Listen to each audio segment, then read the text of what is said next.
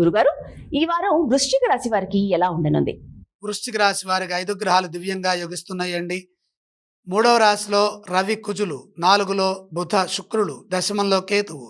రెండు జంట గ్రహాలు ఒక రాశిలో యోగిస్తున్నప్పుడు విజయం చక్కగా ఉంటుంది. చక్కని శుభకాలం. ప్రతి పనిలో విజయం ఉంటుంది. ఆశించిన ఫలితాలు వెంటనే సిద్ధిస్తాయి. అదృష్ట యోగం ఉన్నది. వృత్తి ఉద్యోగ వ్యాపారాల్లో మేలు జరుగుతుంది. ఉద్యోగంలో ఉన్నత స్థితి గోచరిస్తోంది. తోటివారి నుండి ప్రోత్సాహంతో పాటు అధికారుల నుండి మన్ననలు కూడా లభిస్తాయి. కాలానికి తగ్గట్టుగా నిర్ణయాలు తీసుకుంటారు. విజ్ఞానవంతమైన విజయాలున్నాయి.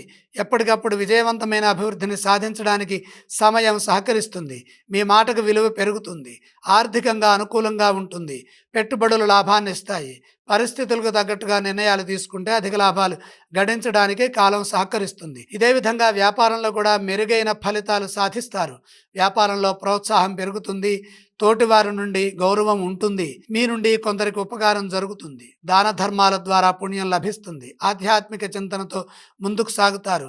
దైవ బలం పెరుగుతుంది. వారం మధ్యలోనే ఆశయాలు నెరవేరుతాయి. ఫలితాలు ఆనందాన్ని ఇస్తాయి. వృశ్చిక రాశి వారు ఎటువంటి స్తోత్రాలను పఠిస్తే బాగుంటుంది?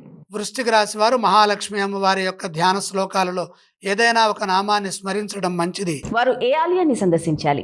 లక్ష్మీ దర్శనం అదృష్టాన్ని ప్రసాదిస్తుంది. వారు ఎటువంటి దానాలు చేస్తే బాగుంటుంది గురుగారు? దానాలు అవసరం లేదు.